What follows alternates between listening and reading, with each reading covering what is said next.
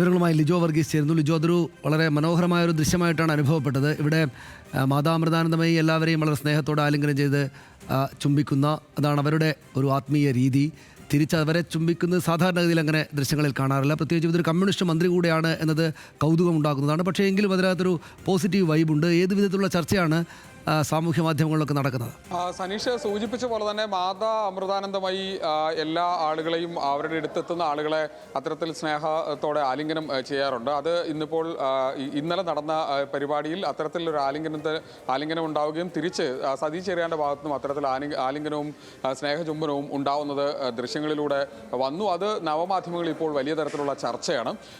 സ്വാഭാവികമായും ഈ ഒരു ചർച്ചയെ ഇപ്പോൾ ഇടതുപക്ഷത്തുനിന്നുള്ള ഒരു നേതാവ് അല്ലെങ്കിൽ ഒരു മന്ത്രി ഇപ്പോൾ ചെയ്ത കാര്യത്തെ കുറിച്ച് ചർച്ച ചെയ്തുകൊണ്ടാണ് ഇത്തരത്തിലൊരു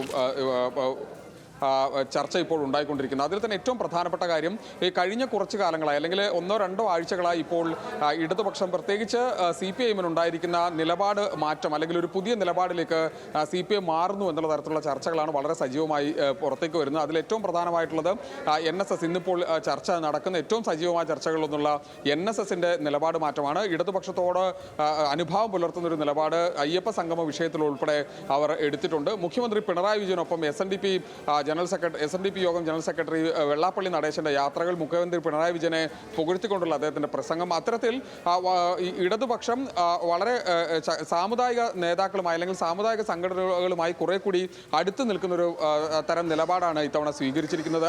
അത് വരുന്ന തദ്ദേശ തെരഞ്ഞെടുപ്പിനെ, നിയമസഭാ തെരഞ്ഞെടുപ്പിനെ മുന്നിൽ കണ്ടുകൊണ്ടാണെന്നുള്ള തരത്തിലുള്ള ചർച്ചകൾ നവമാധ്യമങ്ങളിൽ സജീവമാണ്.